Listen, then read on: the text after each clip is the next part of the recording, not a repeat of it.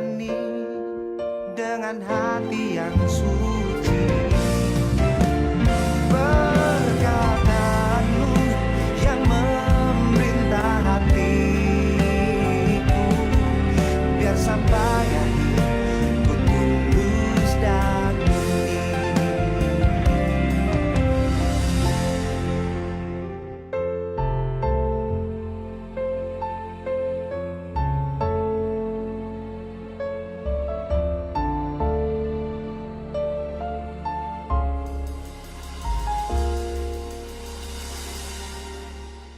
Tuhan, inilah hatiku. Ku serahkan dalam rencanamu. Bentuk dan luruskan hatiku ini, agar ku layak menjadi alatmu. Tuhan, inilah hidupku. Ku persembahkan di atas mezbahmu.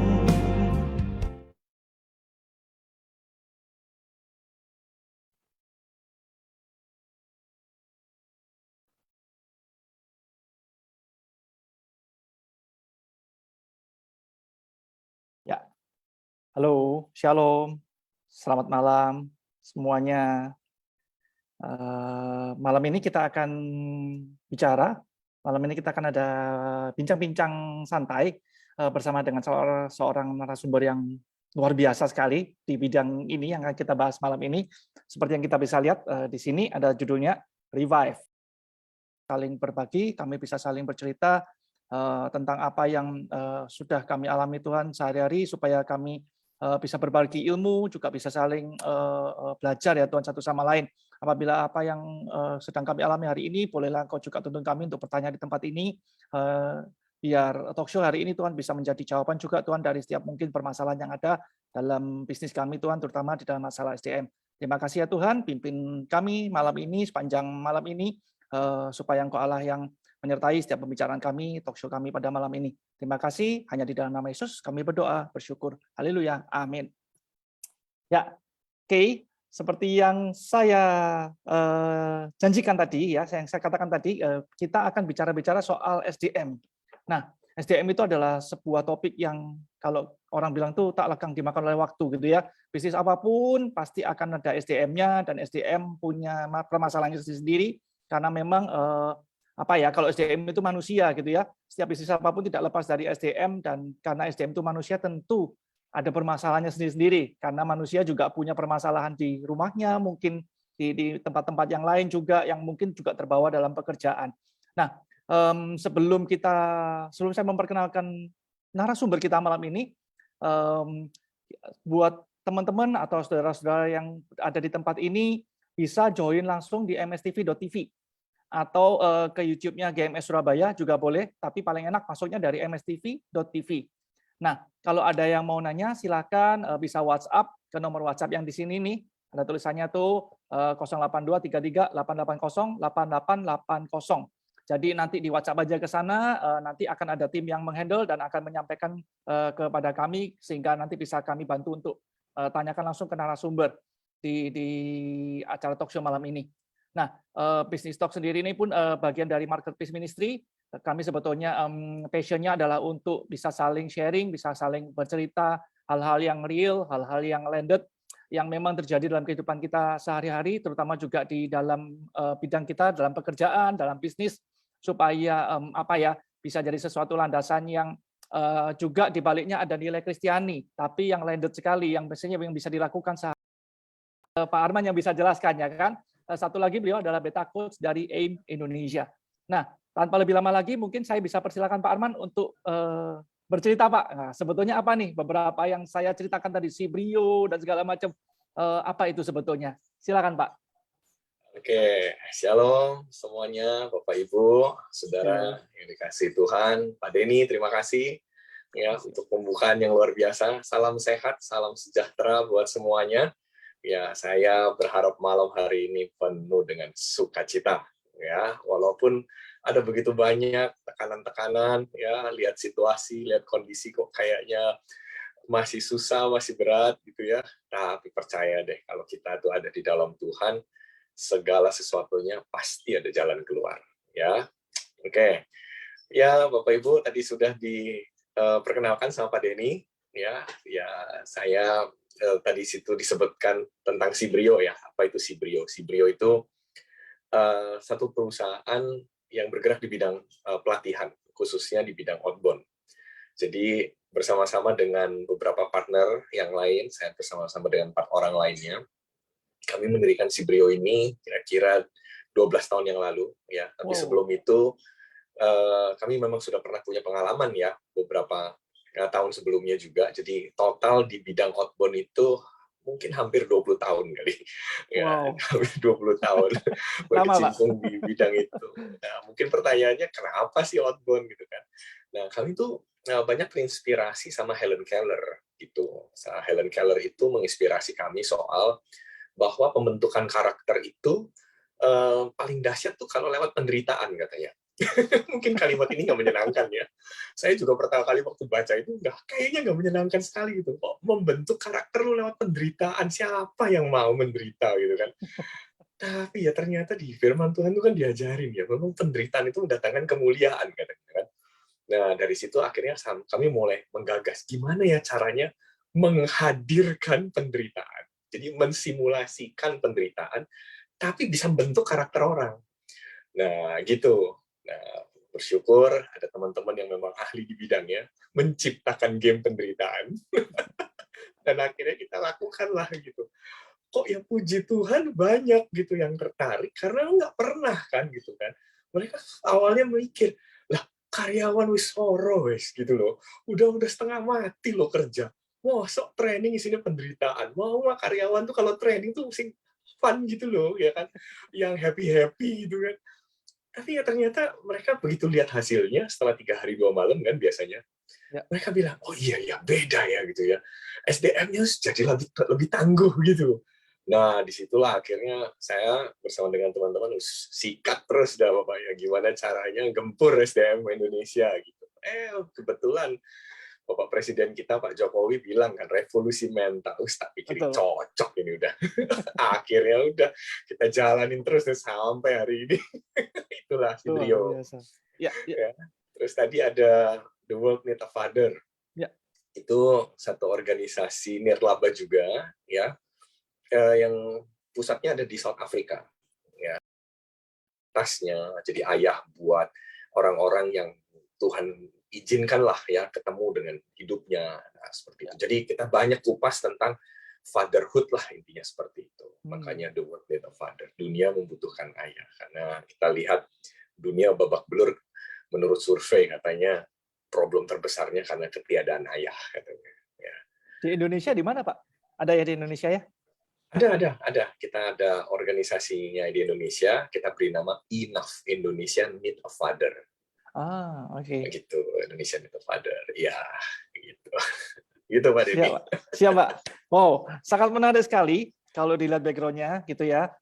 Tadi ada satu yang tidak saya sebutkan, sebetulnya Bapak juga gembala pernikahan, betul ya Pak ya? Oh iya.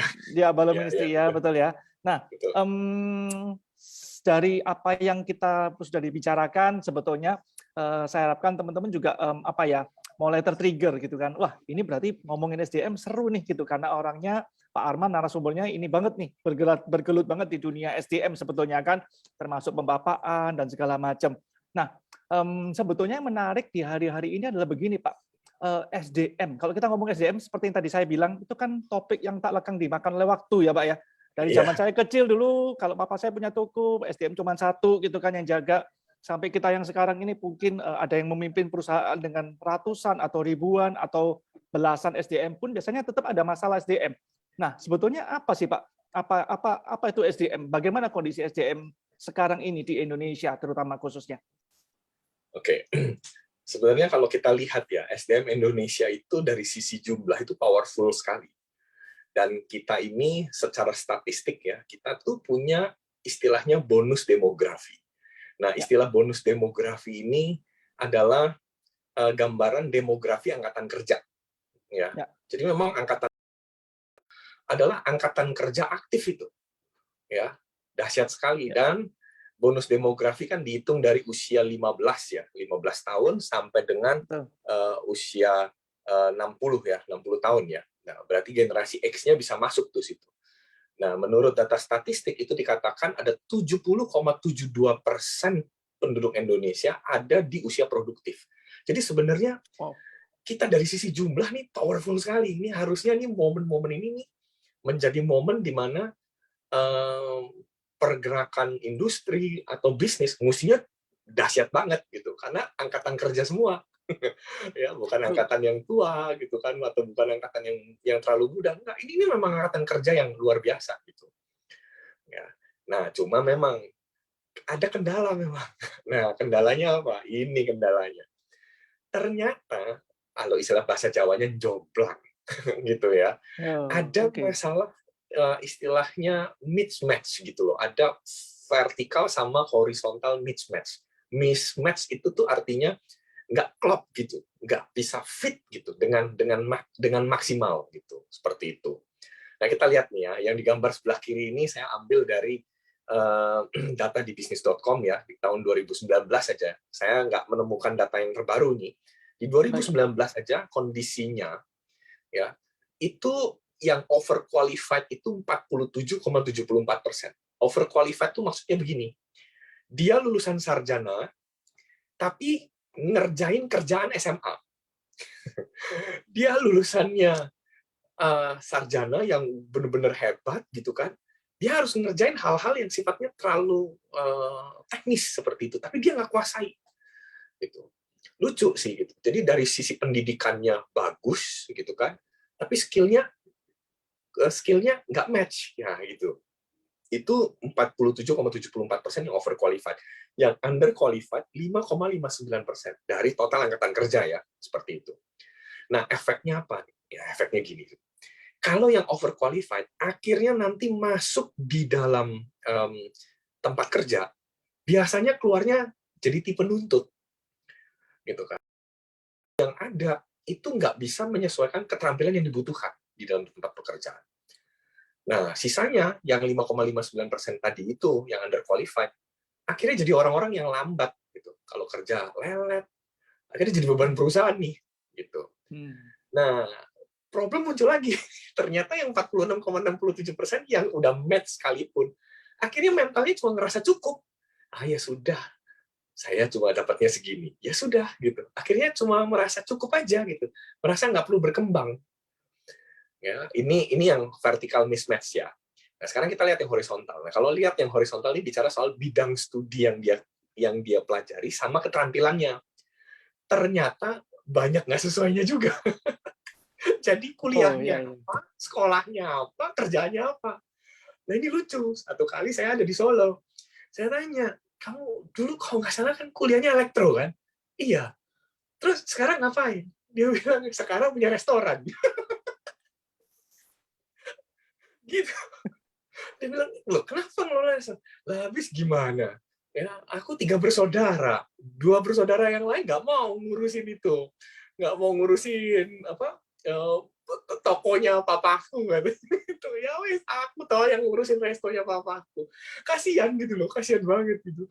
Nah, jadi keterampilan nggak sesuai sama bidang studi yang dia pelajari. Akhirnya 39,38% dipaksa. Ya wes maksa wes gitu loh ya. Coba misalnya kalau dia punya restoran gitu kan, lampunya mati, dia lulusan elektro, ya wes aku yang ngurus wes gitu. Lampu mati yang kayak gitu gitu padahal kan enggak, ya ampun dia tuh bos gitu loh. Mestinya kan mikir panjang ya, atau dia pekerjaannya elektro bisa melakukan sesuatu lah gitu kan. Nah, yang nggak sesuai juga 21,65% gitu. Yang sesuai malah cuma 38,97. Nah, ini berarti kan isunya gini toh. Jangan-jangan pendidikan kita nggak bisa ngikutin perkembangan zaman loh. Ya itu masalahnya. Ya. Nah, di antara problem-problem ini ditambah lagi problem generasi. Problem generasi kalau dilihat di sini kan yang paling banyak milenial sama generasi Z, ya kan? Ya. Lihat dari faktanya, lihat dari berita-berita, lihat dari kenyataan gitu kan, ternyata angkatan kerja milenial rela punya utang demi gaya hidup. Aduh, ini yang berat. Dia ilmu nggak cukup deep, pekerjaan atau mungkin ilmunya sangat deep, tapi di pekerjaannya nggak fit, gitu kan. Ya. Nah, dia lihat media sosial, bandingin sama temennya, akhirnya tergugah tuh, kepengen ini, kepengen itu, gitu. Nah, efeknya yang terjadi begini nih, ya, lingkarannya seperti ini akhirnya. Coba Bapak Ibu ya yang lihat ini, kebayang nggak waktu gambar ini ditampilkan, mungkin mulai kepikir gini, iya ya, ini kok kayak karyawanku yuk, gitu. Yuk kerja gitu toh, tapi setengah bulan udah minta kasbon, nanti gajian dipotong, isinya habis gajian bayar utang, bayar tagihan, uangnya habis, utang meneh, belum lagi kejerat pinjol, udah mulai kejerat pinjol, ya kan? Akhirnya apa? Kinerjanya turun, ya kerja nggak fokus, gitu. Di tempat kerja bawahannya nangis terus. Terus ditanya sama temennya, kamu kenapa? Iya, utangnya akeh, gitu. Ya, kasbonku akeh, iya karepe iki. Ya itulah karyawan lah, itu yang terbiasa. Masalahnya yang dia utangin, yang sering kali dia pakai buat utang, buat beli motor, motornya masih bagus, ganti motor baru, gara-gara lihat temennya, motornya baru. Lihat HP, loh ini iklan HP di mana-mana, mulai tergiur, ya kan. Jadi mentalnya itu tuh nggak siap gitu loh. Kayaknya tuh nggak fokus sama kerjaan, tapi malah fokusnya sama gaya hidup gitu. Ya itulah yang terjadi SDM kita nih, yang bisa saya potret lah ya hari-hari ini gitu ya. Gitu. Wah, seru nih Pak. Menarik ya Pak sebetulnya. Apa ya? Ini sebuah fenomena. Jadi kalau kita bilang ini fenomena tapi juga fakta gitu ya Pak ya sebetulnya ya Pak ya. Jadi kalau dibilang kerja nggak sesuai bidang, saya juga nggak sesuai bidang nih Pak. Aduh, langsung gitu. Jadi saya kebetulan lulusannya desain, kerjanya malah edukasi. Tapi menarik sih Pak memang yang dibahas ini. Jadi wah ini fakta menarik karena kebetulan di tempat di edukasi yang saya lagi bangun karena berhubungan dengan anak kecil-kecil, salah satu memang visi yang kita tanamkan ke tim adalah ingat loh bonus demografi. Persis ini nih sama yang disampaikan sama Pak ini nih, sama Pak Arman nih gitu. Saya nggak janjian ya ini teman-teman karena saya juga baru lihat nih sebetulnya PPT-nya gitu. Memang sih bonus demografi ini bisa jadi, kalau istilahnya kan dulu targetnya Indonesia emas ya 2045 Pak, 100 tahun Indonesia merdeka. Ya, betul. Ya, betul. 2030 itu kan Pak Jokowi juga yang banyak mendengungkan. Kita harusnya jadi berapa besar ekonomi dunia? 4 kalau nggak salah di 2045 targetnya. 4 besar dan segala macam. Nah, saya kalau ngomong sama tim ini Indonesia emas atau Indonesia cemas nih. Gitu. Soalnya bonus demografi itu kalau gagal menurut saya berarti kita akan berhadapan dengan 70% penduduk yang gagal dan tidak produktif, padahal seharusnya mereka produktif usianya. Ya, saya belajar juga kalau Korea itu katanya berhasil sekarang karena waktu bonus demografi berapa belas tahun yang lalu mereka sangat berhasil Pak untuk istilahnya untuk mendayagunakan sehingga ketika mereka usia produktif mereka siap banget. Nah, ini topik yang sangat seru nih Pak kalau saya lihat gitu kan. Kalau menurut Pak Arman sebetulnya kalau dari itu tadi ya berkaca di kondisi SDM-nya Indonesia yang sekarang ini. Nah, gimana dong Pak berarti? Apa yang harus kita kerjakan gitu kan?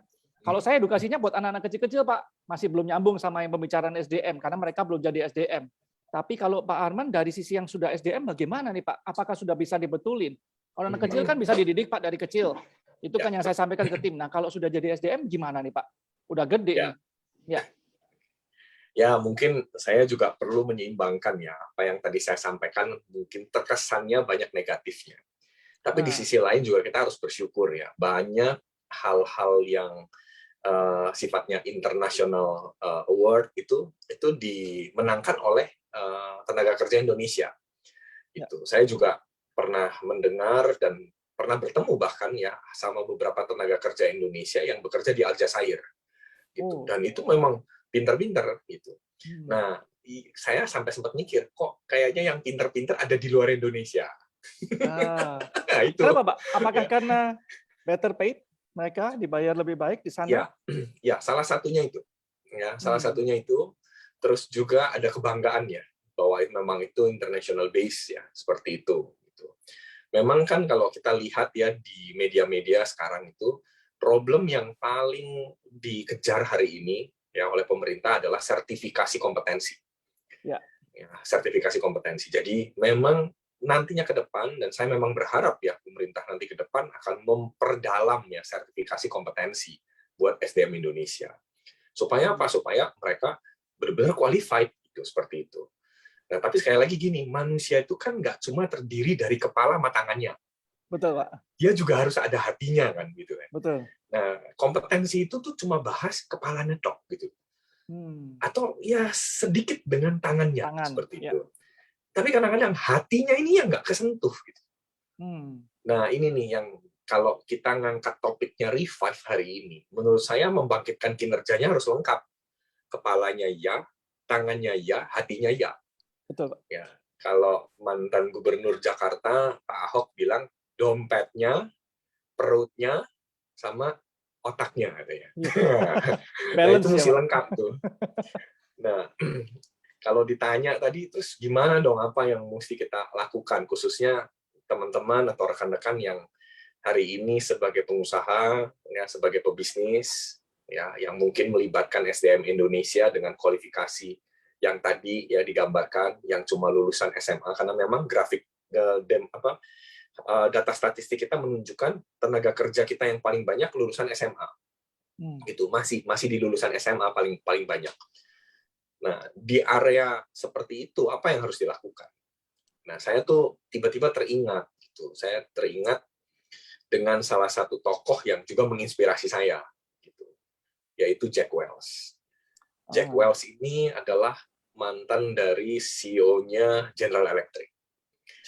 Sangat besar sekali, dan salah satu buku yang menggugah saya dari tulisannya beliau adalah judulnya Winning.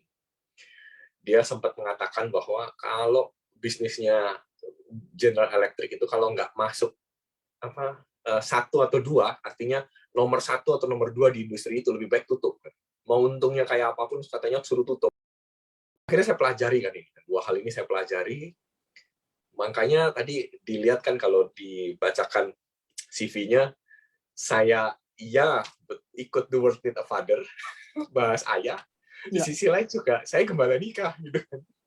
Jadi belajar menyeimbangkan dua fungsi ini nih. Gitu. Nah, ini sih yang saya perhatikan ya, bagaimana pebisnis ke depan menghadapi kondisi demografi Indonesia, menghadapi SDM Indonesia yang hari ini mungkin paling banyak, bukan mungkin lagi, yang paling banyak lulusan SMA, dan juga masuk dalam generasi milenial dengan segala macam ciri-ciri uniknya yang sangat berbeda dengan generasi kita. Ya, saya melihat dua poin ini, gembala dan ayah, ini jadi solusi yang luar biasa. Solusi untuk revive ya, seperti itu, untuk membangkitkan kembali ya SDM. Kenapa, gitu, Pak? Kenapa? Ini. Kalau kita lihat ya, kenapa di sini dia tulis gembala itu tegas, ayah itu lembut. Betul. Ya kan? Nah, ini berarti gini, pemimpin itu mesti ngarahin ke tempat yang tepat, yang bisa membuat orang-orang yang bekerja di dalamnya bisa makan. Nah, ini bicara soal, kalau di dalam prinsip leadership, direction. Nah, ini dia.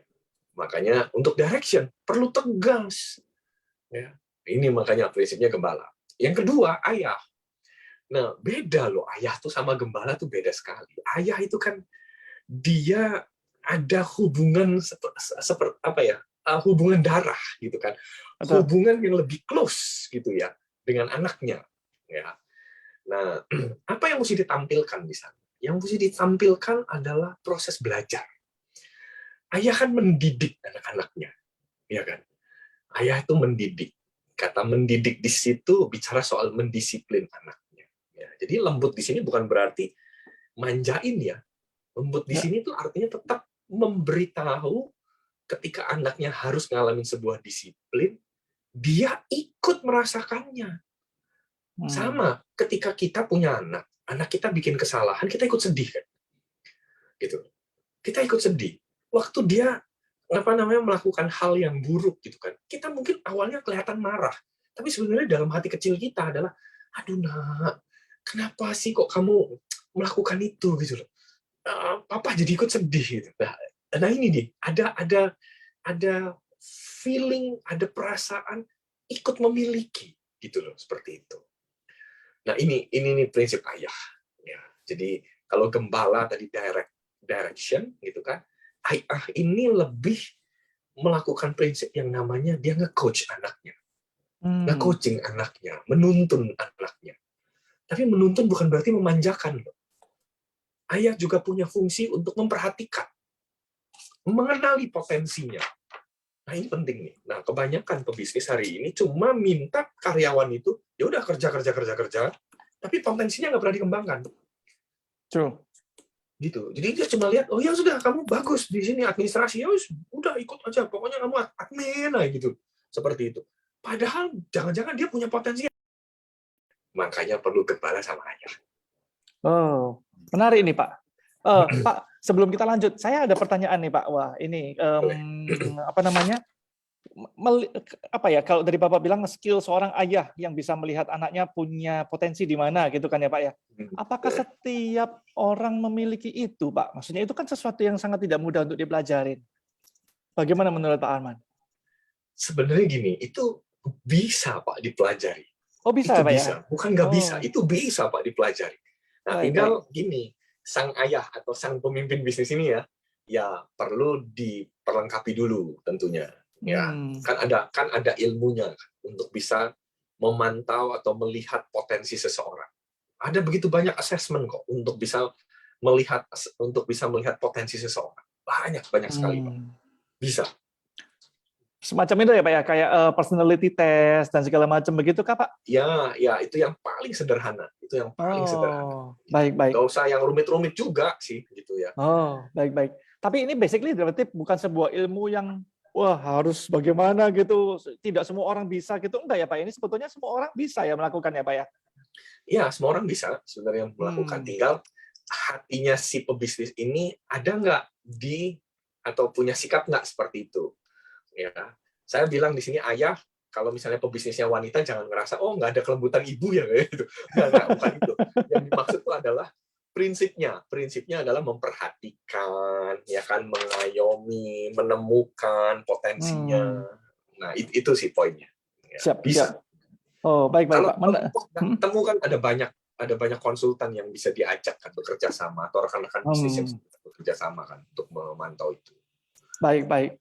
Menarik Pak. Kenapa saya tanyakan ini? Karena biasanya di dunia edukasi aja saya ketemu dengan ayah-ayah dan ibu-ibu yang bingung anaknya potensinya apa. Padahal anaknya sendiri tuh 24 jam bersama mereka. Begitu.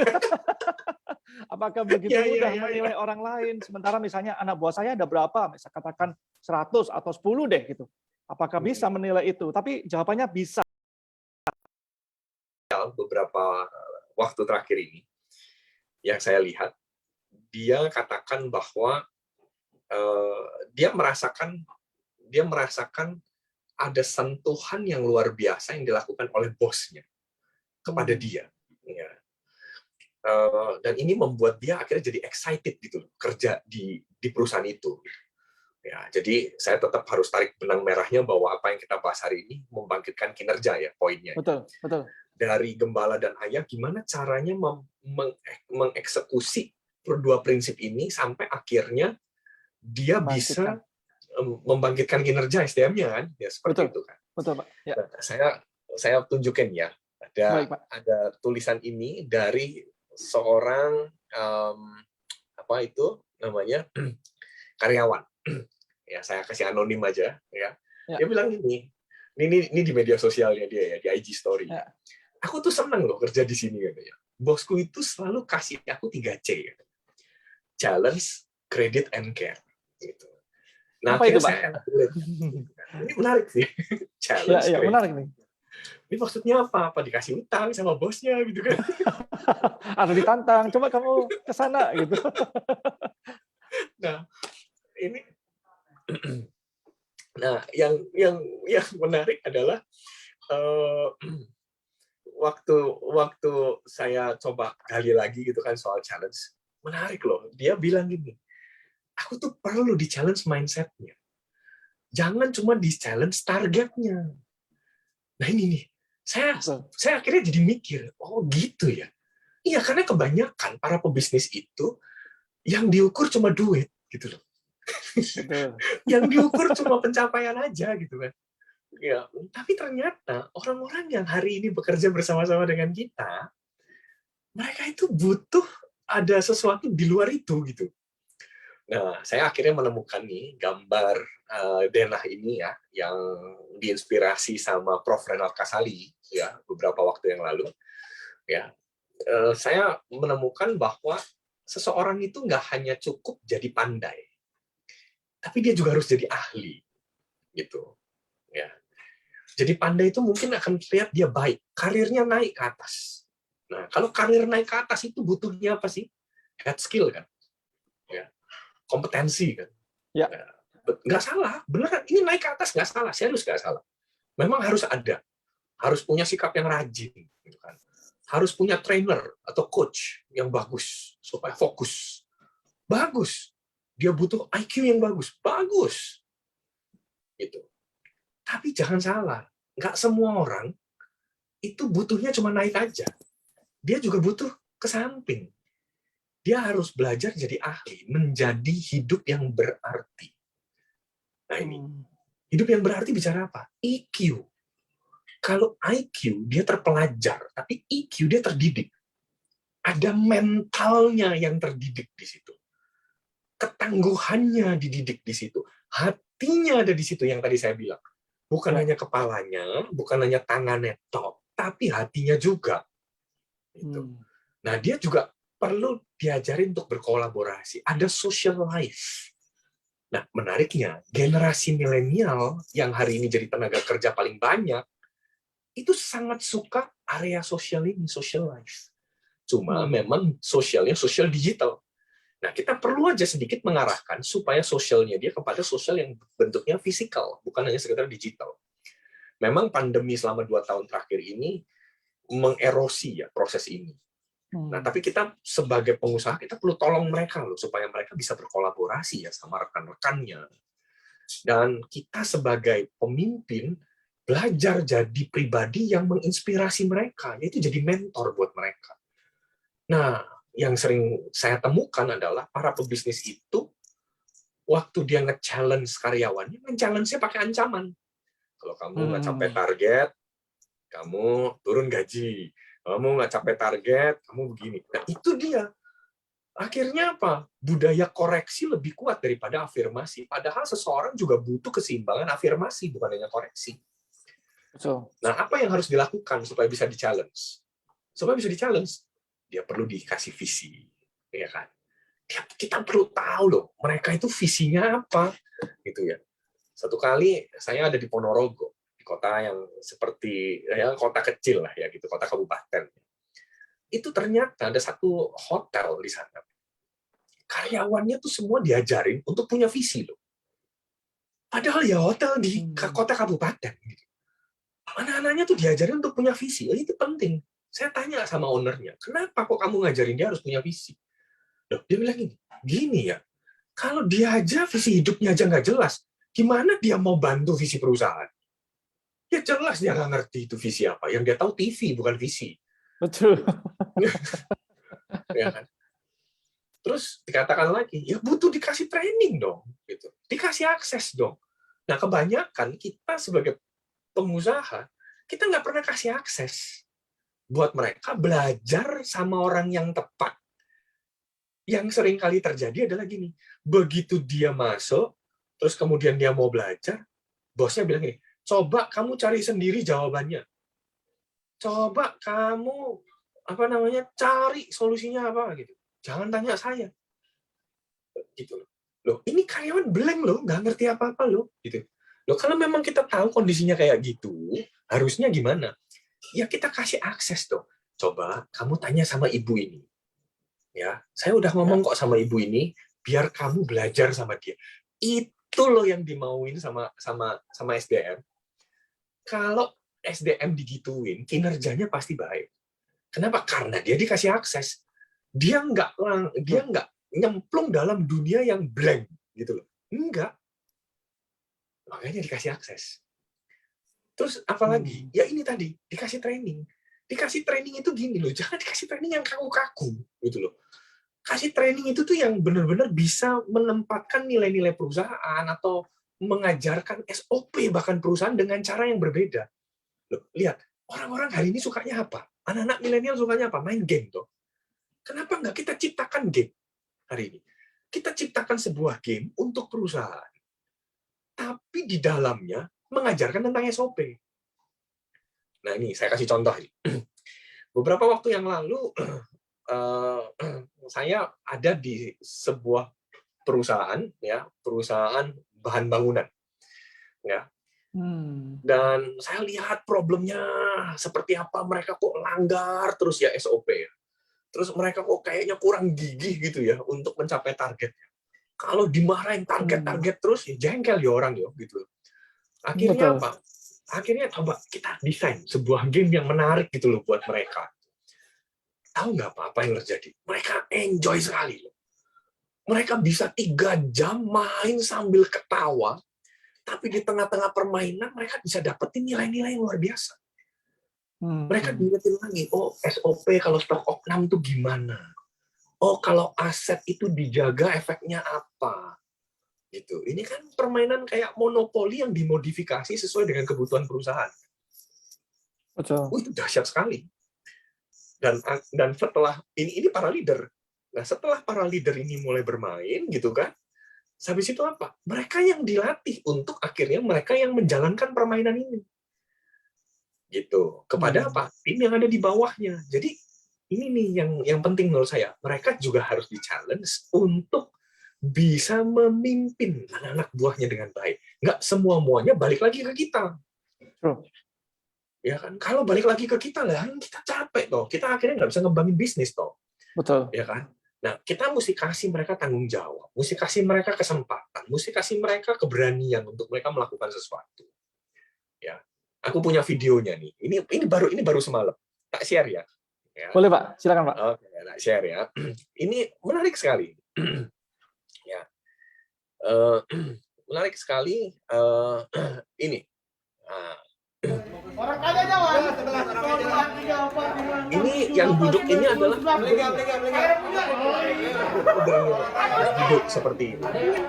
Ajaran untuk ya udah, yuk. Berjalan gitu kan. Udah. Ini gimana? Belum kerja.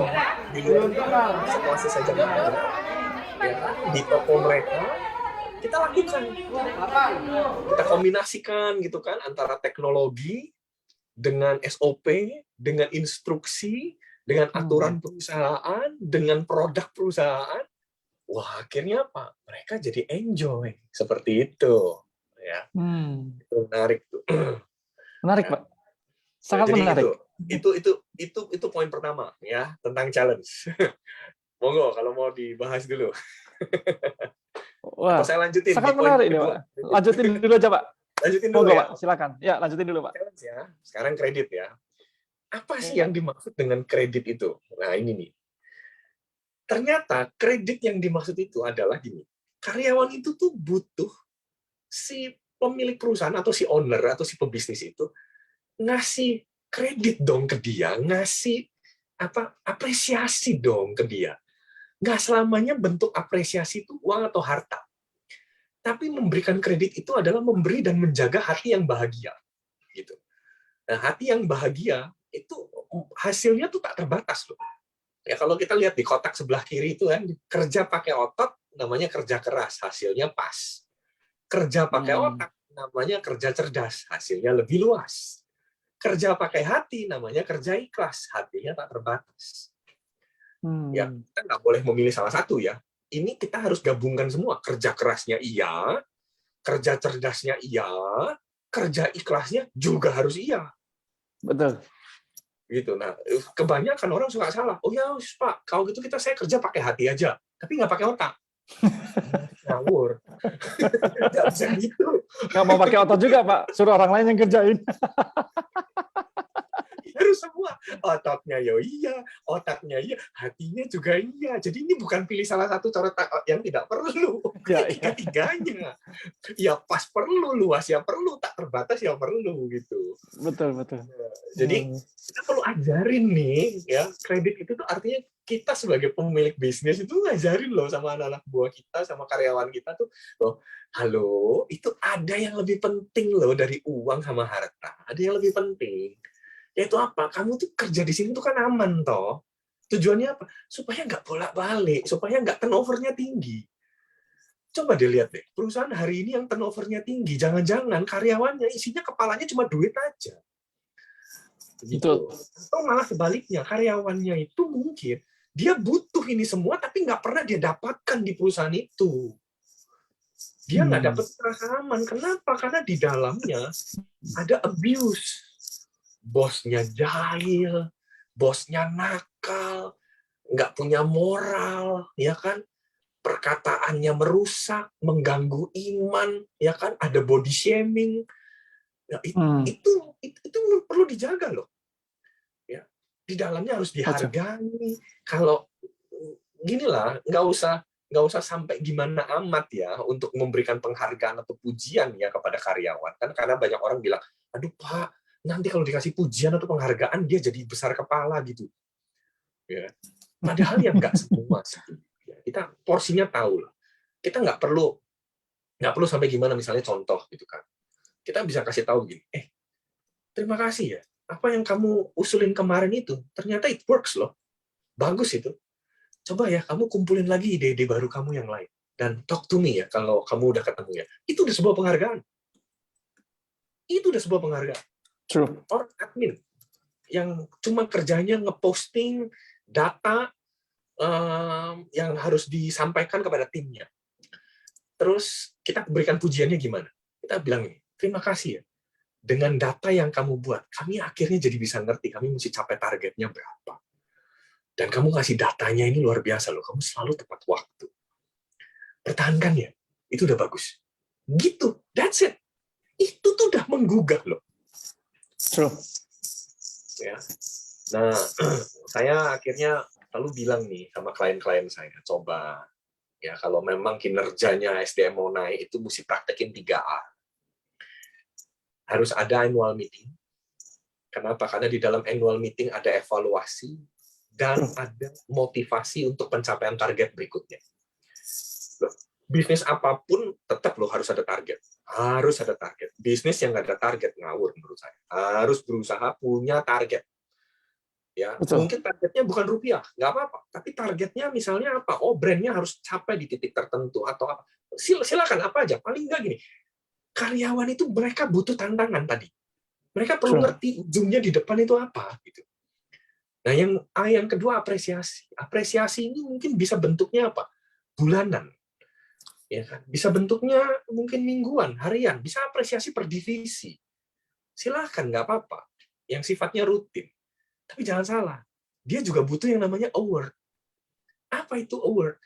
Itu loh, upaya untuk di depan banyak orang, dia dinyatakan bahwa kamu karyawan terbaik. Pencapaian kamu dahsyat. Itu orang tuh happy loh. Ya, betul. Itu orang happy dan orang akan berusaha. Sekalipun mungkin situasinya nggak baik, dia akan fight habis untuk bisa melakukan yang terbaik gitu loh buat perusahaan. Nah, saya punya satu video lagi. Ini lucu ini, bicara soal award. Ya. Ternyata satu daerah di Jawa Barat itu tuh bikin kontes untuk karyawan pabrik genteng. Saudara bisa bayangin nggak?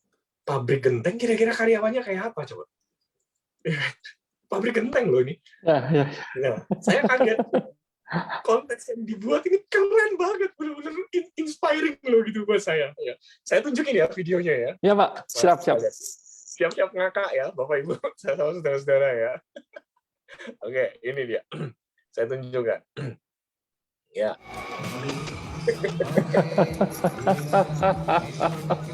Kejuaraan binaraga kali ini berbeda dengan kejuaraan binaraga biasanya, di mana peserta yang dilibatkan merupakan pekerja pabrik genteng atau biasa disebut dengan jebor yang ada di Jatiwangi, Majalengka, Jawa Barat.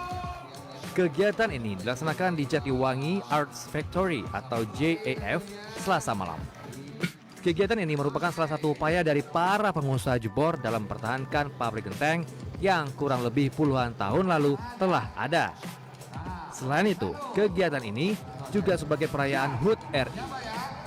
Para peserta yang mengikuti kejuaraan binaraga ini telah diseleksi dari puluhan pabrik jebor yang ada di Jatiwangi. Setidaknya sebanyak 40 jebor yang ada di wilayah Jatiwangi menurunkan pekerjanya untuk mengikuti kontes ngotot atau binaraga antar jebor ini. Kedepannya kegiatan ini diharapkan dapat terus dipertahankan dan juga dapat melestarikan genteng yang terbuat dari tanah liat. Yanuar Aditya, Majalengka, Jawa Barat. Oke. Ngotot tulisan di atasnya, Pak. Wah, ngotot Iya, katanya. Ya, ya, ya. Ya, itu dulu Pak Denny, silakan. Wah, menarik sekali ya, Pak. Ini sebetulnya konsep-konsep yang sangat menarik dan mungkin tidak umum ya sebetulnya tanda kutipnya ya untuk dikerjakan. Sebetulnya konsep-konsep award yang umum itu mungkin di ya properti lah dan yang lain ya Pak ya, mungkin ya, begitu ya. Tapi Ya. ini jadi lain, ngotot gitu katanya ya kan Pak ya, ngotot. Wah, keren juga nih Pak. Oh, Pak, sebelum kita lanjut ke topik berikutnya Pak, saya ada sedikit pertanyaan nih. Sehubungan Boleh. dengan yang tadi ceritanya soal apa namanya barusan ini yang diberikan apa ya apresiasi award bentuknya kan. Nah, Ya. Pak, apakah saya melihat ada sebuah kecenderungan yang mungkin terjadi biasanya adalah apakah enggak misalnya gini, kalau award itu kan nanti yang menang kalau yang cuman itu aja, nah nanti yang lainnya malah apa enggak tambah turun Pak kinerjanya Pak gitu karena dia ngerasa walah percuma lah paling yang menang ini juga itu lagi, yang menang ini itu lagi, saya nggak usah lah biasa aja lah saya. Menurut pengalaman Bapak gimana Pak? Oke. Nah, sebelum mengadakan award, ya, benar-benar harus ada perhitungan dengan matang. Oke, harus ada perhitungan dengan matang. Jadi jangan sembarangan nih kasih award. Ya. Dan kita perlu cukup adil ya antar divisi atau antar misalnya kita punya banyak toko gitu kan antar toko atau antar wilayah gitu kan misalnya. Harus benar-benar punya bobot seperti itu.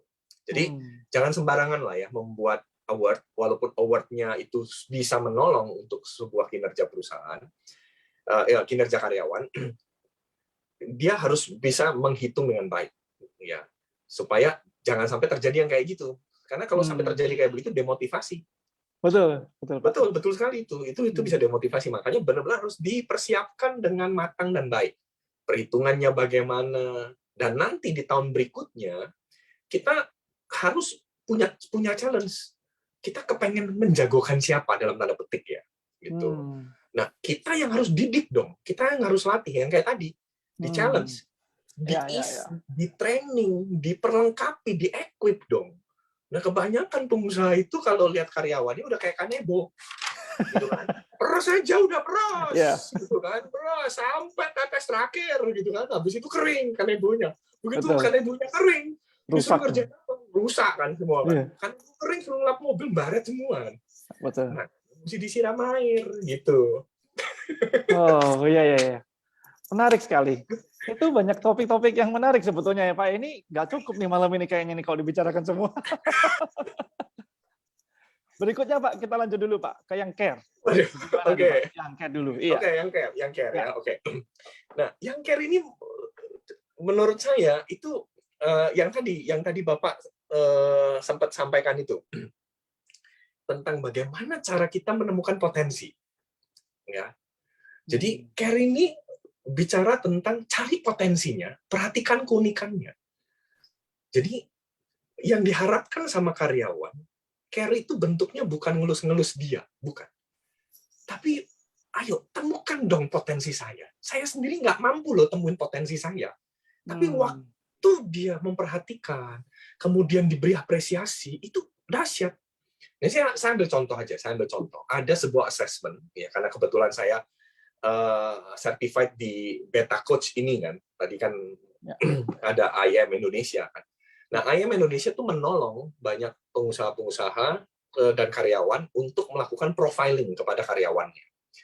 Nggak usah neko-neko yang susah-susah. Nggak usah yang susah-susah. Profil beta ini sangat simple, sangat sederhana. Reportnya nggak repot, benar-benar sederhana dan murah. Ya. Jadi dia cuma memotret profil dasar adaptasi sama gabungan.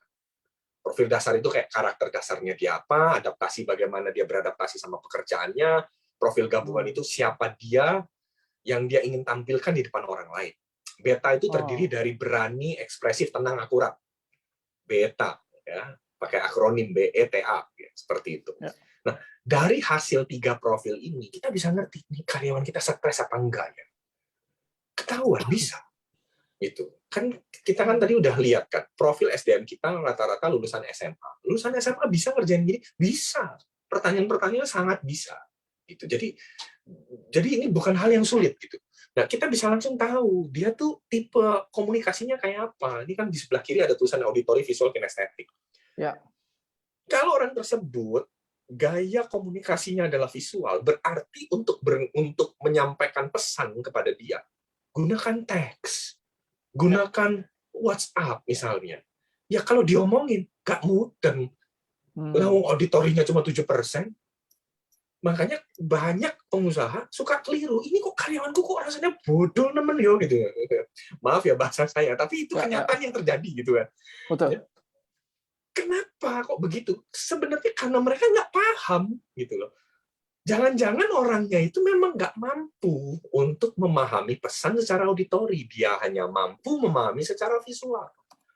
Nah ini, makanya dia perlu dipahami keunikannya. Ya.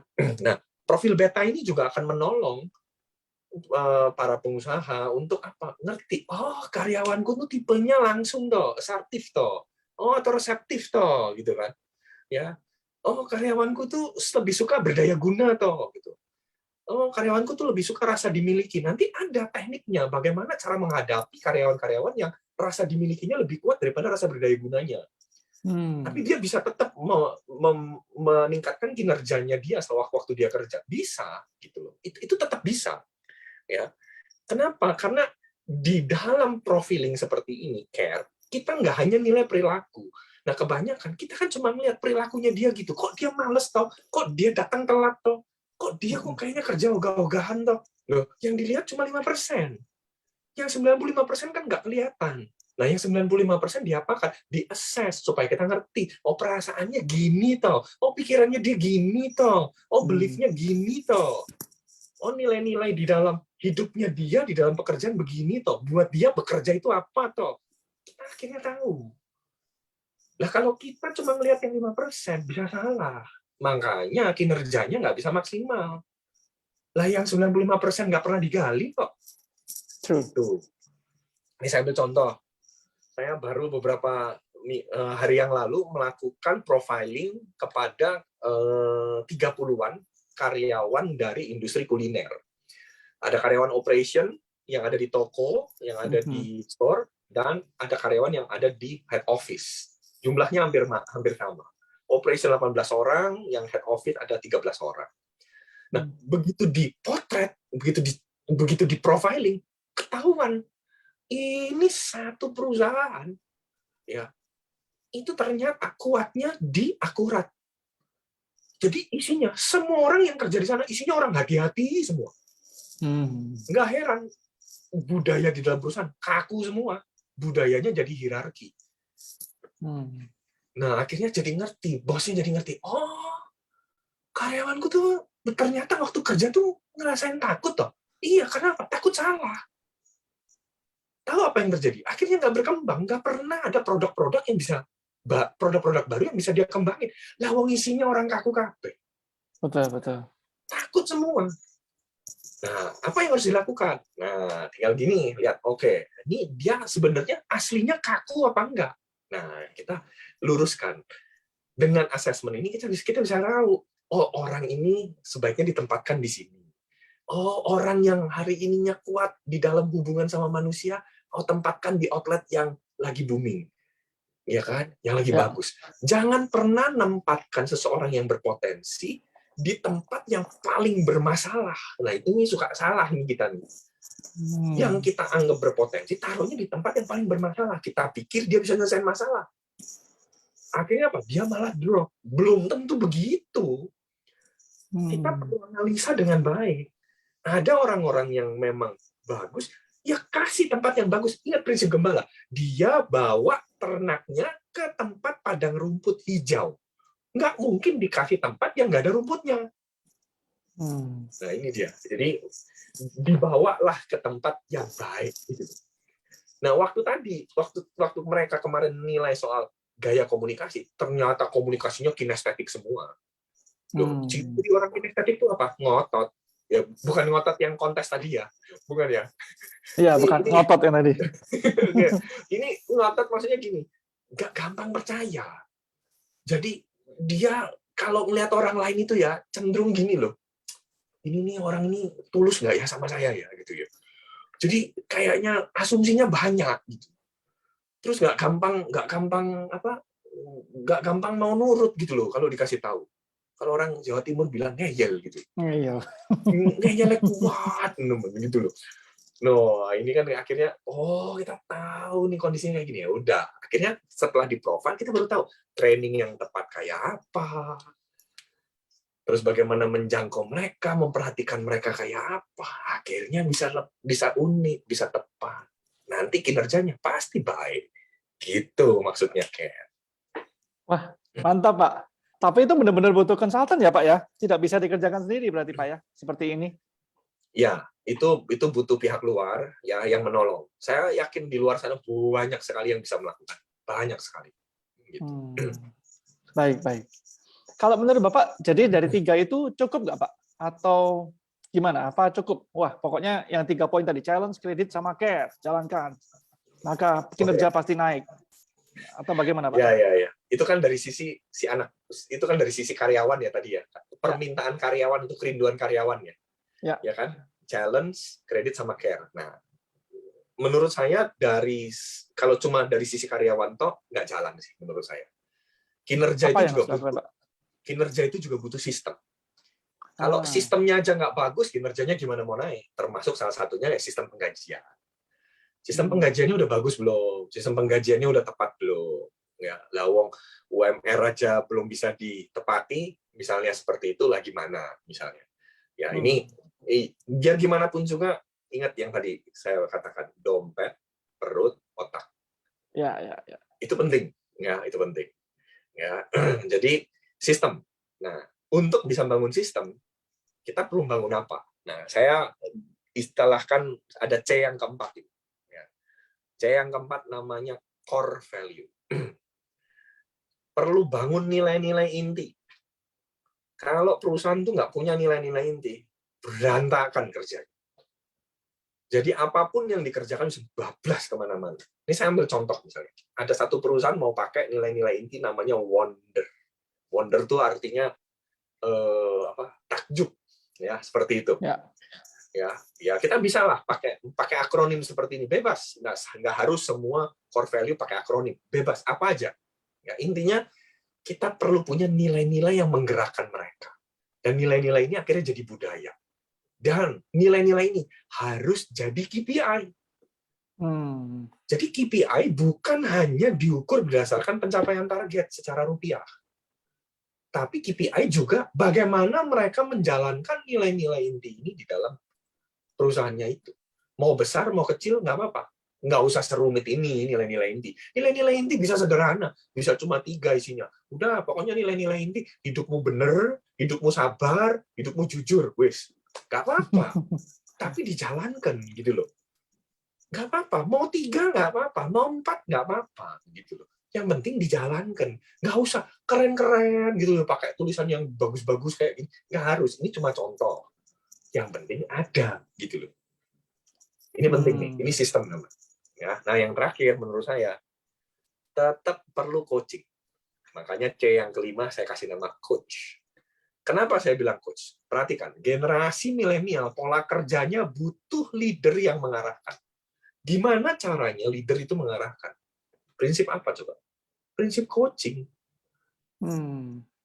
Pendampingan, kurang lebih gitulah bahasa Indonesianya, pendampingan. Ya kalau dipikir-pikir capek yo, dampingi karyawan terus kayak gitu ya. Nah makanya kita latih. Modelnya kayak MLM dong. Kalau kita nih pengusaha gitu kan, punya 2 ya orang yang kita percaya. Ya udah, kita dampingi mereka, latih sampai jadi bagus. Kita bilang, kamu lakukan lagi ya, buat 3 orang lagi di bawahmu ya, lakukan. Nanti yang itu berikut lagi begitu. Sehingga semua orang di dalam perusahaan saling mengcoaching, saling mendampingi. Wah, keren pasti. Ketika didampingi kan ngobrol itu enak kan. Ini gimana ya? Ini kenapa ya kok target nggak tercapai ya? Ini kok masalahnya kok jalan terus ya? Gimana ya solusinya ya? Jadi kalau ada masalah, solusinya nggak balik terus ke bos gitu loh. Capek ya bosnya. Tapi kalau mereka bisa saling diskusi, enak loh. Nah ini yang mesti disiapkan gitu loh. Makanya perlu sistem. Jangan coaching dulu, sistem dulu gitu. Sistemnya beresin dulu. Nah, bayangkan pengusaha mikir, sistem bayarnya mahal gitu. Nah, ya memang mau bener gitu. Gimana nggak ada sistem? Ya harus ada sistem. Ya, tapi betul. nggak perlu rumit-rumit sistemnya. Yang penting ada sistemnya dan dijalankan. Jangan bosnya udah bikin sistem, bosnya dewek yang melanggar. Betul. Nah itu, gitu Pak Desi. Ya. Wah, oke. Menarik sekali. Ini sebetulnya sebuah topik yang kayak tadi sebetulnya udah 5C sebetulnya ya tadi ya. Apa namanya, bisa dipretelin satu-satu nih Pak sebetulnya nih Pak. Wah, bahasnya nggak cukup beneran ini Pak sebetulnya. Nah, ini kebetulan sambil kita jalan ini ada beberapa pertanyaan dari audiens yang sudah masuk Pak. Saya akan coba sampaikan sambil saya persilakan buat audiens yang lain yang masih mau bertanya silakan ke WhatsApp ini. Monggo silahkan di WhatsApp aja, nanti akan ada tim yang menyampaikan kepada kami. Jadi saya balik ke pertanyaannya lagi Pak. Ada sebuah pertanyaan yang menarik ini Pak sebetulnya dari salah satu audiens. Jadi gini pertanyaannya, gimana caranya menemukan coaching yang tepat untuk bisa membantu pengembangan potensial dari SDM? Misalnya pengembangannya dalam bidang leadership atau skill marketing dan segala macam. Nah itu gimana Pak kita caranya bisa nemuin coaching yang tepat gitu Pak? Oke. Ya tentu untuk bisa menemukan coaching yang tepat, kita mesti lihat dulu si orang yang memberikan coachnya ini ya, si coachnya, kompetensinya memang ada di situ nggak, teruji nggak, ya seperti itu, ya. Tapi kalau kita sendiri yang mau mengcoaching, ya tentu kita yang perlu dilatih dulu dong, ya kan? Kita nggak akan pernah bisa nge-coaching seseorang sebelum kita sendiri merasakan di coaching seperti apa. Betul. Ya kan, kita kan perlu dituntun kan, kita juga perlu dituntun dulu, ya seperti itu. Jadi menemukan yang tepat sebenarnya,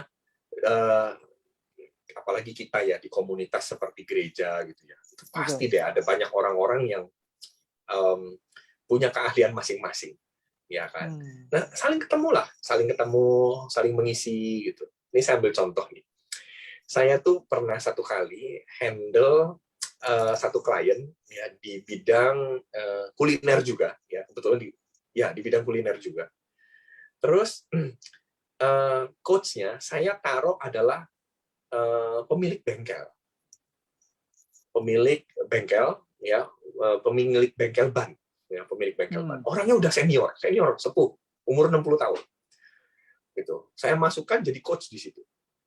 Yang dia coach itu anak-anak lulusan SMA yang umurnya 20-an tahun.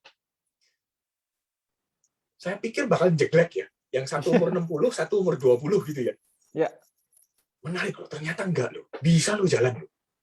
Dan mereka bisa merasa nih, iya ya, saya tuh ngerasa waktu di coach, saya ngerasa kayak punya bapak gitu.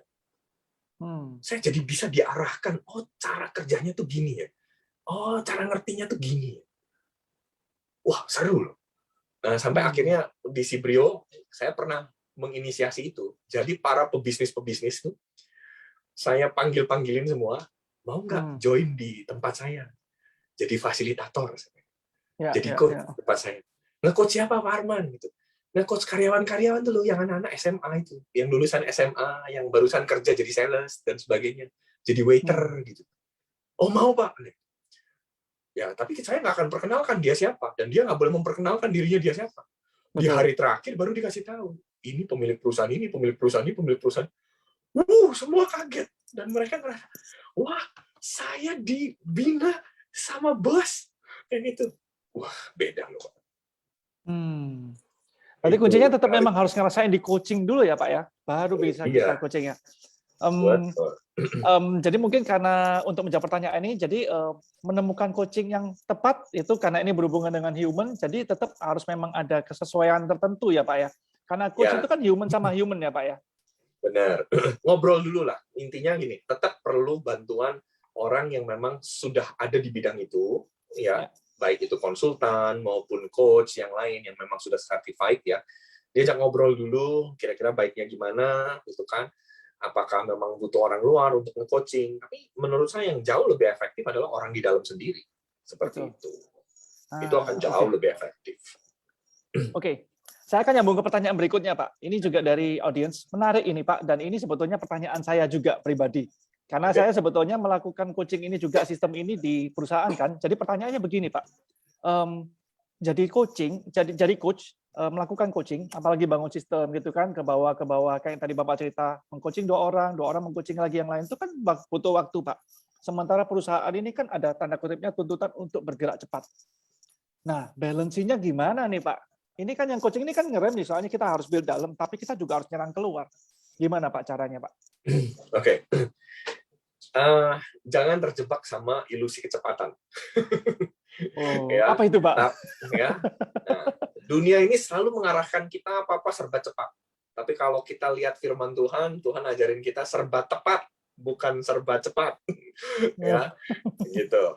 Ya. Nah, kalau menurut saya ya mengarahkannya ini gimana, tetap ya coaching pun juga tetap ada target. Ya, coaching juga tetap ada target. Nah, memang coaching yang efektif itu ya maksimal 1 orang itu handle, ya ini berdasarkan ilmu ya, 12 orang. Ya, berdasarkan ilmu ya. Span of Seperti Tuhan Yesus. maksimal 12 orang ya, seperti Tuhan Yesus ya.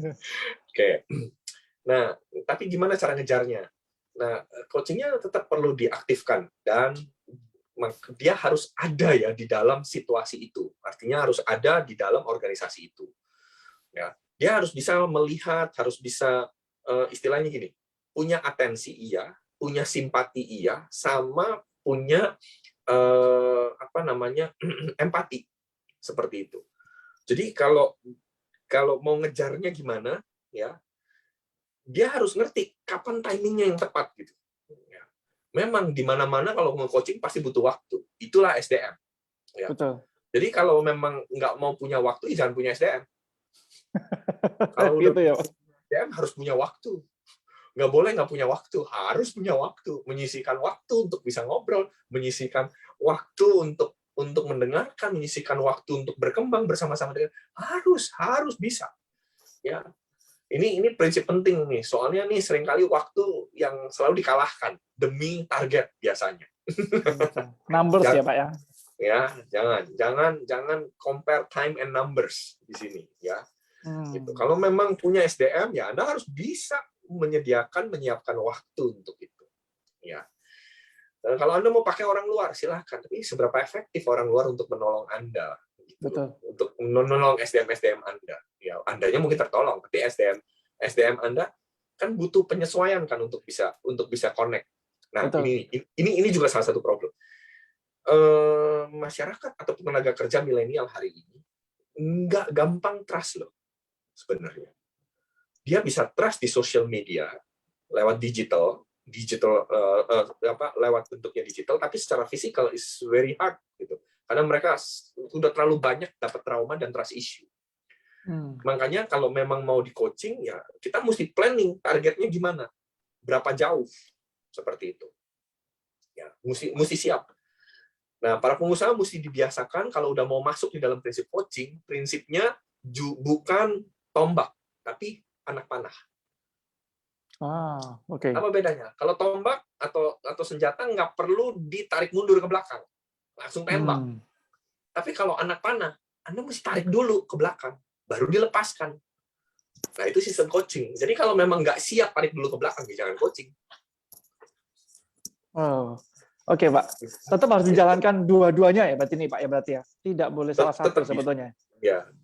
Gitu. Oke, karena ini konteksnya bicara malam ini, Bapak Ibu, ini kita konteksnya adalah untuk kinerja, bagaimana untuk membangkitkan kinerjanya SDM. Jadi sebetulnya coaching ini salah satu yang sangat penting ya Pak ya, begitu ya? Ya, sangat penting.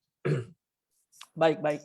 Nah, ini saya ada satu pertanyaan terakhir Pak, sebetulnya. Ini juga menarik ini, kalau ngomongnya soal anak milenial gitu ya Pak ya. Ini sebetulnya mungkin banyak yang mau nanya di belakang, tapi kan waktunya nggak banyak nih Pak. Saya kasih satu pertanyaan terakhir aja yang menurut saya ini juga salah satu kunci. Jadi pertanyaannya begini, kalau anak milenial itu kan kayak tadi Bapak bilang kan harus mau berhutang dan segala macam demi lifestyle. Berarti mereka butuh money ya Pak ya, butuh uang. Nah, selain itu mereka butuh pride. Ya, kayak tadi Bapak cerita pertama kali di awal ada yang kerjanya di Aljazair dan segala macam itu karena pride, kerja di luar gitu kan, international company, bukan di perusahaan di Indonesia. Nah, bagaimana Pak kita sebagai pengusaha yang level kita mungkin belum internasional, satu. Kedua, levelnya juga belum bisa seperti yang Bapak cerita tadi, mungkin UMR aja boro-boro gitu kan, maksudnya berat gitu kan. Nah, tapi kita bisa bangun dua ini supaya millennials ini loyal sama kita. Bagaimana Pak caranya Pak? Apa yang kita harus berikan ke mereka? Sebenarnya tadi saya udah ungkapkan caranya. Tahu nggak caranya gimana? Temukan visi pribadinya. Itu jembatan yang paling efektif. Kalau mereka udah connect visi pribadinya sama kalau kita udah bisa ngerti visi pribadinya apa, kita bisa kaitkan apa yang dia kerjakan hari ini itu bisa mendukung nggak visi pribadinya tercapai. Seperti itu. Ini dahsyat sekali. Dan saya menemukan setiap kali orang yang ketika visi pribadinya dia bisa temukan di tempat dia bekerja, dia akan jadi orang yang loyal. Dia akan all out habis-habisan ada di situ. Nyambung ya Pak keretanya istilahnya ya Pak ya. Betul. Satu jurusan. Benar. Nah ini cerita lagi nih, yang Ponorogo tadi saya sempat ngobrol tadi kan. Ya. Di salah satu hotel di Ponorogo itu saya ketemu dengan seorang cleaning service, room service yang bersihin kamar. Penasaran saya ketemu dia. Saya bilang ini, saya dengar katanya kalau di hotel ini semua karyawan harus punya visi. Betul Pak. Kenapa harus begitu? Iya Pak, karena itu peraturan dari perusahaan, setiap karyawan kalau mau bekerja di sini harus punya visi. Setahun kerja di sini nggak punya visi, suruh keluar. Gitu. Oh gitu ya, sadis banget saya bilang gitu. Iya Pak, kata gitu. Terus kamu udah punya visi? Punya. Visi mau apa? Dia bilang, maaf Pak, ini saya masih jam kerja. Boleh nggak Bapak tunggu aja dulu? Saya selesai jam kerja jam 4. Nanti kita ketemu di kopi depan. Hotelnya memang hotel kecil ya, hotel biasa. Tak tunggu di luar. Begitu di luar, dia cerita. Visinya dia tahu nggak Pak? Buat rumah panti jompo. Terus saya tanya, apa hubungannya kamu kerja di hotel cleaning service ini sama rumah panti jompo? Oh ada. Di sini saya belajar gimana kebersihan. Supaya nanti waktu saya mengelola rumah panti jompo, saya bisa melayani dengan baik orang-orang itu. Lah, terus kamu digaji berapa mau punya rumah panti jompo? Dia bilang, oh Pak, tenang Pak. Waktu saya cerita sama pimpinan saya ngarahin saya untuk menabung sebagian dari gaji saya di dalam koperasi. Wow, oke. Emang cukup? Nah, dia tantang saya, Pak. Kalau misalnya dia mau saya punya penghasilan lebih, dia kasih saya pekerjaan tambahan yang bisa menghasilkan upah lebih. Ini yang saya bilang. Kita seringkali ketemu seseorang, gitu kan, pekerjaan kita misalnya sebesar ini, gitu kan, yang ranah bisnis kita sebesar ini, tapi mimpi karyawan kita di luar ini dan menurut dia sangat besar, tapi gajinya nggak cukup nih kalau dia cuma ada di sini. Nah, kita perlu siapin nih, kenalin. Makanya tadi saya bilang, kasih akses. Nggak perlu kita yang ngerjain. Betul. Nggak perlu kita yang ngerjain.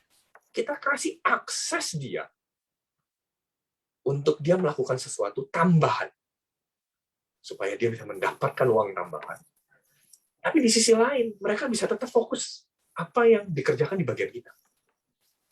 Dan saya yakin, begitu mereka dikasih kesempatan itu, mereka tetap akan berusaha untuk bisa fokus sama apa yang dikerjakan di tempat kita. Betul. Karena saya udah lihat buktinya itu. Dan itu amazing. Ya. Win-win solusinya. Win-win, betul Pak. Wah, oke. Seru ya Pak Makanya ngobrolnya. makanya pebisnis itu jangan mikirin dirinya aja. Ya, dia harus Ya, belajar untuk punya sahabat yang lain, network yang lain. Nah, ikut betul. acara kayak begini kan networknya jadi Betul. banyak. Ya, Iya, mungkin satu saat kita perlu onsite kali ya. betul Pak. Ayo, Ya, mari. supaya bisa langsung ketemu, oh bisnisnya apa, ininya apa, kontaknya bisa di mana gitu. Iya, Oh, enak betul itu. Pak. Betul Pak. Sangat setuju. Berkabar Pak, nanti boleh Pak. Kalau apalagi kalau kita bisa bikin acara onsite, mungkin dari sisi bisnis talk, wah sangat menarik nanti Pak sebetulnya. Ya, ya, Sebetulnya karena ini masalah umum ya, yang tadi balik lagi, tak lekang oleh waktu Pak. Pasti akan betul. ada karyawan kalau punya bisnis ya, Ya, begitu. Siap, siap, siap. Wah, terima kasih banyak Pak waktunya malam ini, ya. sungguh sangat menarik. Mohon maaf kalau mungkin ada pertanyaan-pertanyaan yang tidak terjawab ya buat audiens. Tetap bisa menanyakan sesuatu, nanti kita akan bantu untuk menanyakan dan mungkin kasih jawaban balik ya, gitu. Kalau yang mau nonton rekamannya juga silahkan nanti dari Business Talk malam ini. Ya, untuk penutupnya saya akan minta Pak Arman untuk kasih konklusi Pak, dan juga boleh langsung ditutup dengan doa ya Pak Arman. Oh ya, oke. Ya, Ya, baik. Sebelumnya terima kasih buat Bapak Ibu, saudara-saudara yang sudah menyaksikan acara malam hari ini ya, Business Talk berjudul Revive. Saya sendiri juga sangat excited ya dengan topiknya karena memang ini relate dan kita semua butuh itu ya. Nah, saya punya closing statement ya yang saya ambil dari Efesus pasal 6 ayat yang ke-9. Saya waktu membaca ini hati saya tergugah. Dikatakan gini, dan kamu tuan-tuan, perbuatlah demikian juga terhadap mereka. Mereka itu adalah hamba. Ya, nanti ayat 8 kita akan baca. Dan jauhkanlah ancaman. Ingatlah bahwa Tuhan mereka dan Tuhan kamu ada di surga dan Dia tidak memandang muka. Saya garis bawahi kata ancaman di situ. Ya. Ternyata dalam bahasa aslinya artinya aniemi. Aniemi artinya apa? Meninggalkan, membiarkan. Atau ada istilah bahasa Inggrisnya yang dituliskan di situ di dalam Strong Dictionary adalah membiarkan tenggelam, to let sink, atau to send, mengutus dia tapi tidak memberikan tools yang tepat. Nah, jadi ini, setiap para pebisnis, tolong jangan gunakan ancaman-ancaman ya kepada karyawan-karyawan. Jangan pernah tinggalkan mereka. Jangan terlalu banyak kasih problem ke mereka. Ya, bantu mereka untuk mereka bisa menyelesaikan problem. Ya, betul memang kita nih bisnis memang udah banyak problemnya dan kita berharap mereka bisa menolong kita menyelesaikan problemnya tentunya. Tapi gini, kalau kita memang tahu dia belum kompeten di situ, jangan seperti yang tadi. Sana kamu cari sendiri jawabannya apa gitu. Jangan, sudah. Kasih akses. Kasih dia kesempatan untuk dia bisa bertemu dengan siapa untuk menemukan solusi. Itu penting. Itu sangat penting. Tapi kalau kita seringkali melakukan konteks yang tadi, sana kamu cari sendiri jawabannya. Itu sama seperti halnya kita sedang memberikan sebuah ancaman kepada dia. Dan itu attitude-nya sangat tidak baik sekali. Ya, Alkitab dengan jelas katakan jangan tinggalkan. Makanya lihat, gembala nggak pernah tinggalin loh dombanya dan ternaknya. Nggak. Dia nggak akan pernah membiarkan. Dia menuntun, dia membimbing seperti itu. Ya. Jangan kita berpikir bahwa enggak kok, saya nggak pernah membiarkan anak-anak buah saya nggak pernah membiarkan karyawan-karyawan saya perhatiin mereka. Betul, itu dari sisi kita. Dari sisi mereka gimana? Apakah kita benar-benar melatih mereka? Kalau memang kita mau mereka tidak dibiarkan, ya kita mesti equip mereka lah. Ya, kita harus equip mereka. Nah, di sisi yang lain, saya lihat dari versi Alkitab The Message. Ancaman di sini ditulis begini. Kalimat yang pertama, kalimat ini ditulis begini. Masters, it's the same with you, sama dengan engkau. No abuse, please, and no threats. Saudara, saya ingatkan sekali lagi para pengusaha, jangan abuse karyawan. Ya, please, don't do it. Abuse di sini nggak bicara soal sekedar sexual abuse ya, tapi juga physical abuse. Misalnya apa? Atau apa wordly abuse gitu, ya, atau psychological abuse. Don't do it. Support mereka. Ya, ingat mereka itu seperti domba kita dan kita adalah gembalanya. Kita ini ayahnya, ya kan? Jangan lakukan itu, ya, dan jangan berikan ancaman kepada mereka. Ya, perbuatlah demikian maksudnya apa? Di ayat yang ke-8 dikatakan kamu tahu bahwa setiap orang baik hamba maupun orang merdeka, kalau ia telah berbuat sesuatu yang baik, ia akan menerima balasan dari Tuhan. Ini artinya, perbuatlah sama, artinya gini, buatlah sesuatu yang baik. Nah, kalau mau diterjemahkan apa yang baik ya, hari ini kita udah diskusi banyak hal, udah cerita banyak hal, 5C, ya, challenge, kredit, care, core value, sama coach. Ya, saya berharap itu boleh menguatkan kita semua. Tuhan Yesus memberkati. Oke, kita berdoa. Ya, Pak. Ya, Bapa dalam surga, kami sungguh mengucap syukur malam hari ini ada sukacita yang besar. Firman-Mu menggugah, mengingatkan kepada kami, Tuhan, untuk menolong dan menuntun kami. Kami tahu kalau kami hari ini dipercaya bisnis, kami harus bisa merawatnya karena ini bukan milik kami cuma pengelola. Tuhanlah sang pemiliknya. Tuhan tolong kami supaya kami boleh mengerjakan apa yang kami sedang lakukan hari ini dengan maksimal. Tuntun kami untuk kami memiliki kepekaan, pertemukan kami dengan orang-orang yang tepat. Kami memberkati setiap karyawan kami, orang-orang yang sudah bekerja bersama-sama dengan kami. Kami memberkati mereka, kami berdoa buat kesehatan mereka, keluarga mereka, lingkungan mereka. Karena mereka bekerja bukan hanya diri mereka, tetapi ada orang-orang di sekitar mereka yang bisa mempengaruhi hidup mereka. Tuhan, biarkan karyawan-karyawan kami berada di dalam komunitas yang sehat dan baik dan tepat. Tuhan, jaga kesehatan mereka di masa-masa pandemi seperti ini. Dan hamba-Mu berdoa supaya setiap pebisnis tetap ada damai sejahtera. Ada tuntunan dan kepekaan dari Roh Kudus, ada kepekaan yang luar biasa sehingga bisa mengambil keputusan dengan baik dan tepat. Diberkatilah setiap jemaat Tuhan, setiap audiens dari acara ini, Anda yang bahkan mendengarkan ulang, Anda boleh mengalami terobosan baru, mendapatkan pencerahan yang baru ya lewat diskusi ini. Terima setiap sukacita ini di dalam nama Tuhan Yesus Kristus kami berdoa. Amin. Amin. Thank you. Terima kasih banyak Pak Arman buat waktunya malam ini. Buat topiknya yang sangat luar biasa juga pembicaranya. Saya sangat berterima kasih. Ya. Terima kasih Saya juga waktunya kurang ya. Iya Pak, betul Pak. Nantilah kita kalau bikin event onsite ya Pak ya. Ya, siap. Thank you juga buat seluruh audiens yang sudah join malam ini, Bapak, Ibu, saudara-saudari, terima kasih. Kami akan selalu ada biasanya di minggu terakhir di hari Rabu di setiap bulannya gitu ya, dengan topik-topik yang berbeda tapi yang sangat relevan dengan kondisi bisnis yang ada sekarang. Jadi stay tune aja di Instagram, nanti akan ada info-info lebih lanjut untuk event berikutnya. Terima kasih semuanya. Terima kasih Pak Arman sekali lagi. Tuhan Yesus memberkati semuanya. God bless you all. Bye-bye.